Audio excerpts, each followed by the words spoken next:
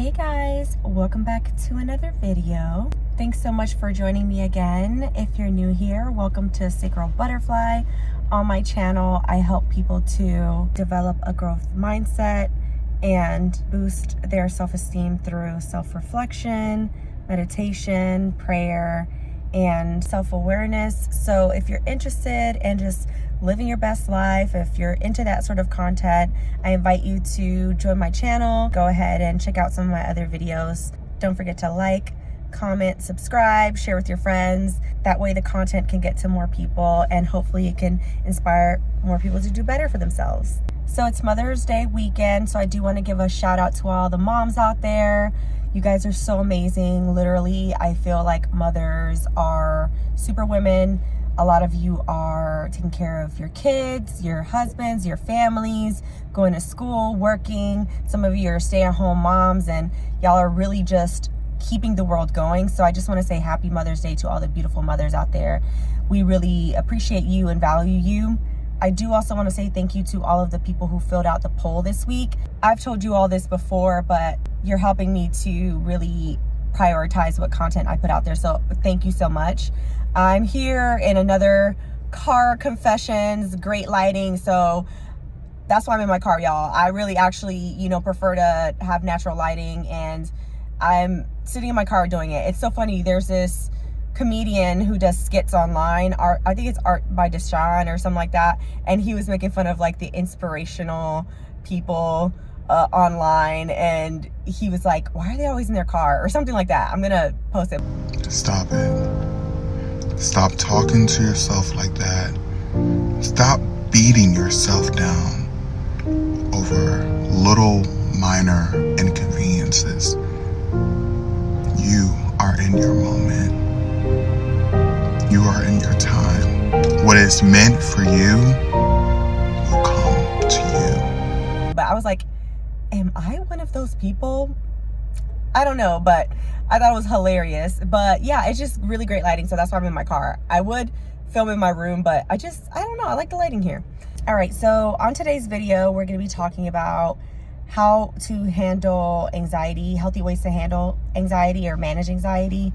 And I've been dealing with anxiety since I was a kid. So I used to bite my nails up until recently, and I would just always find some ways to manage my anxiety, and they were unhealthy ways, to be honest. I would sometimes just go out and party because I didn't want to think about the anxiety that I was feeling.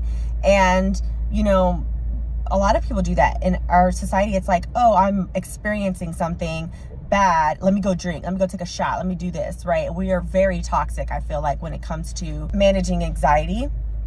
And I want us to be better moving forward. I want us to be a community of people who actually feel our feelings and actually learn how to overcome them in healthy ways, not in toxic ways that I feel like our society pushes and people actually egg on. Like, it's kind of sick how you see people actually encouraging toxic behavior. But the first thing I think everyone should do when they are managing their anxiety is breathe. You really have to sit down and take a breath and calm your nerves. So I actually started cognitive behavioral therapy about 2.5 years ago. And it was to deal with my anxiety. And a lot of times I would have like situational depression or seasonal depression. And, it would all start with anxiety, and then I would just not feel like myself.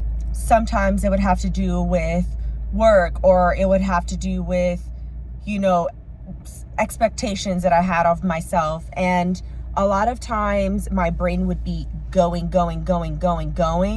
And I never took a moment to breathe. And when I started cognitive behavioral therapy, my therapist, in one session, I was telling her about everything I was feeling. And she was like, okay, how would you feel if we did some breath work? And so I was like, okay.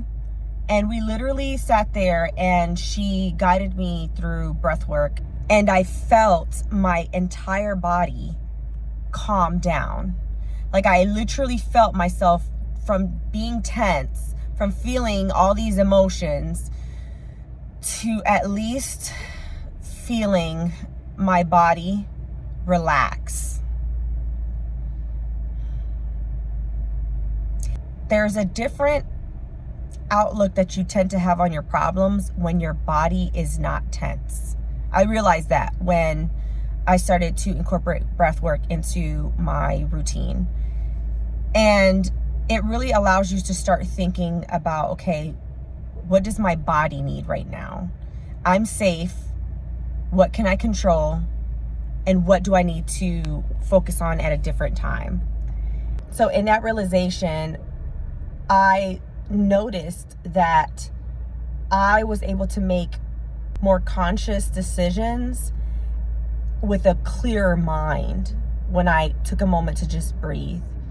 So before you even start doing anything else, when you're feeling anxious, when you're feeling down, take a moment, like check yourself and breathe. And I'll link some breathing techniques below, but I want you to incorporate that moving forward. Another thing that I learned in therapy was the RAIN technique. And RAIN is an acronym that stands for recognize, acknowledge, investigate, and nurture. No. I'm sorry. Recognize, accept, investigate, and nurture. I think that's it.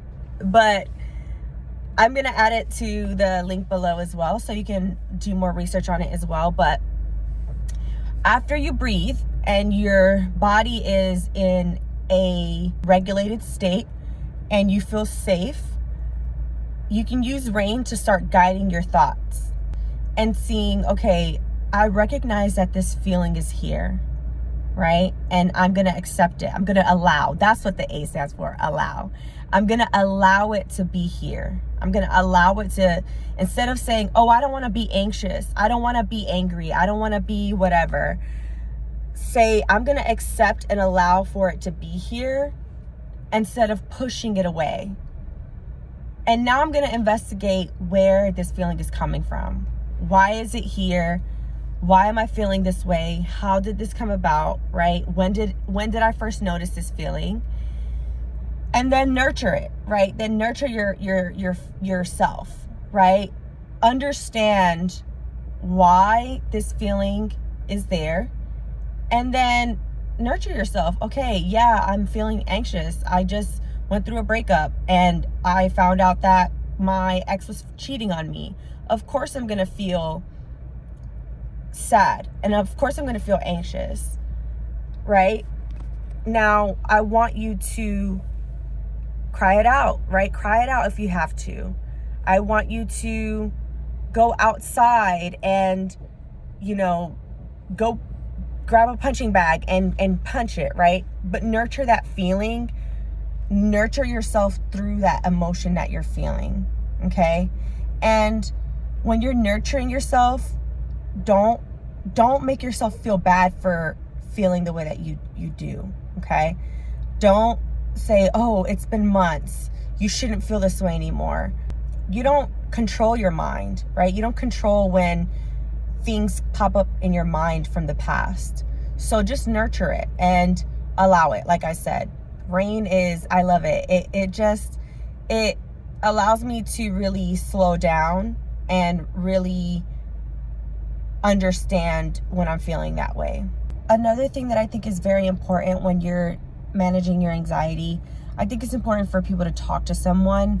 And I know that, people always say, oh yeah, go to therapy. Therapy doesn't really work for everybody. I don't believe that. I think that, yes, there are different types of therapy, but, sometimes therapists are weird themselves, and there's just, you have to be very careful with therapists too. I truly believe that. Like, there was a show about this therapist. I'll find the name. Say it. I deserve it.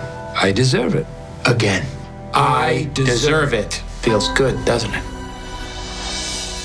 But yeah, I just thought it was weird because I'm like, I don't know. I don't trust every therapist. I have a great therapist. If y'all want to know her information, I can share it with you. Just send me a message and I can send you her information. But I think, you know, it does take a lot of time for people, if they do go the therapy route, to find a good therapist.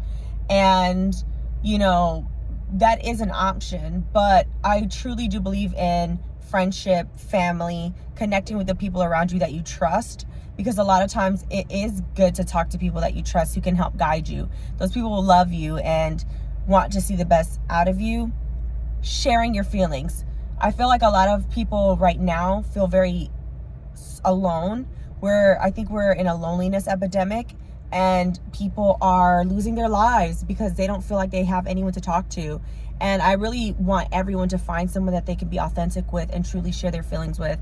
I feel like so blessed that I have so many friends and family who I can literally share all of myself with, and I don't feel any judgment. Yeah, sometimes there's going to be disappointment because people, they sort of want the best for you, right? But disappointment doesn't mean that they don't care about you, right? Or maybe they don't agree with you or something. They might challenge you on your thoughts or your feelings or whatever you're going through.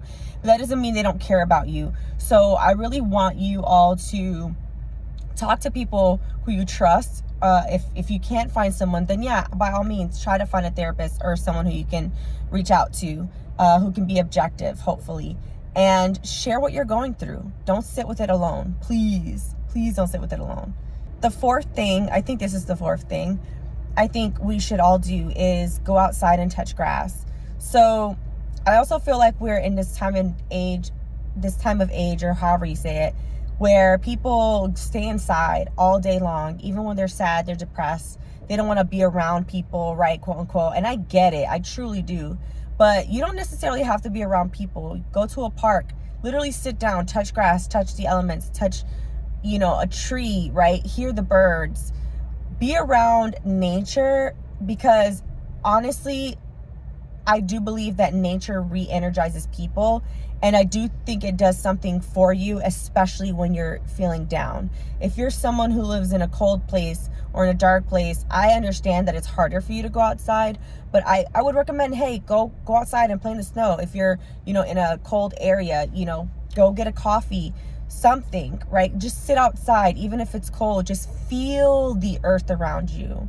That additional feeling of the elements sort of puts everything into perspective. We're only one small piece of this planet, and when you start putting your experience into perspective, you start realizing, in my opinion, that there's something so much bigger out there, and the world is so much bigger. God is so much bigger, and there's such a bigger plan, and you're not always going to be here in this one spot where this anxiety is taking over, right? So I really want you all to sit outside, touch grass, touch the elements. If you can get to the ocean, you know, I love the ocean. I wish I really lived by the ocean, because I would be there every day. I honestly would. I love being on the ocean or by water. It's just beautiful. So if you can do that, I would recommend doing that and connecting with nature, because it really does do something for your spirit.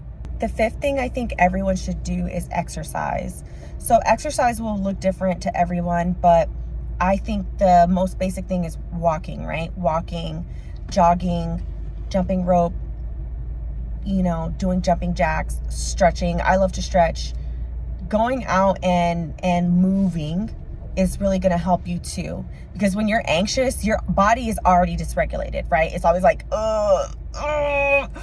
like, it's just this weird feeling. I hate it, but it really does. It makes you feel so anxious, like anxiety, antsy, and you're almost like your stomach is like tight, and it really just does affect you. So exerting that energy and regulating your system through exercise has helped me a lot, and I'm pretty sure it will help a lot of you too. I can't really speak about the physiological aspects because I'm not really a doctor or anyone who's in physical training or anything like that, but it really just does help. And there's something about sweating it out that makes me feel so good. And after a workout, when I'm anxious and I'm seeing like my red face, I'm like, yeah, you know, I'm like, it really does help. So, you know, train your mind challenge your mind. It really just helps get your mind off of the problem too. It also helps with sleep. I love to stretch. You know, you can do yoga, you can do Pilates, anything, right? It doesn't have to be all these, you know, oh, I'm gonna go lift, 100 pounds type stuff. No, do something, move your body and get your mind off of the thing that's causing you anxiety. And then finally, practice gratitude. I know it doesn't make any sense. You're like, why would I be thankful that I have anxiety? Practice gratitude for the things that you do have, right? Because sometimes when you get your mind off of the problem, right? Let's say, for example, it's a relationship that you're trying to recover from, or betrayal. We talked about betrayal recently. Let's say something like that you're trying to recover from. What did you learn? Thank God for that lesson. Be grateful that you got out of it, right? If it's a person who is a liar or a cheater, thank God that they were exposed. Thank God that you had the strength to get out of the relationship when you realize that they weren't treating you correctly. Or let's say that you're anxious about getting a job. Maybe you had an interview, or wherever you're experiencing, be grateful for what that experience is so far. And you'll see that even if the door doesn't open for that situation, it'll open up for something else, because you're leading with gratitude. You're leading with understanding what your blessings are in this world. And you're leading with an abundance mindset versus a feeling of lack, because there are so many beautiful things in this world.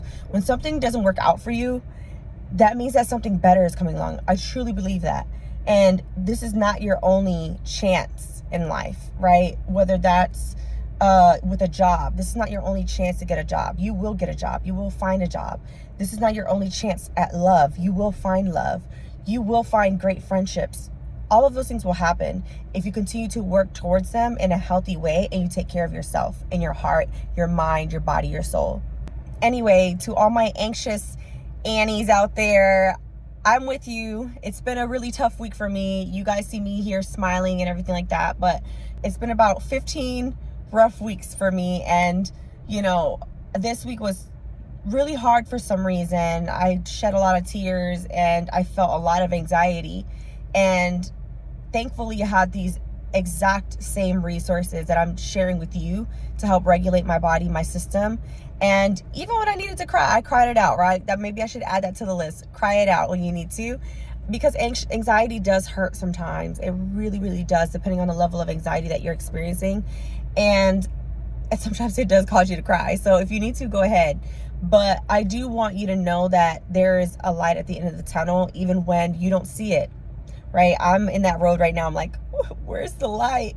But it's out there somewhere. I'm very optimistic for myself. I'm optimistic for you all. And I hope you see it for yourself, because I know I do. So yeah, anyways, if you like this content, go ahead and give it a thumbs up. Make sure to share it with your friends. I hope you guys subscribe, join the community, and I hope to see you in the next video. And remember, although makeup can be a self-esteem booster, covering up what's on the outside won't truly heal what's on the inside. So take care of yourselves, and I will see you all in the next video. Bye.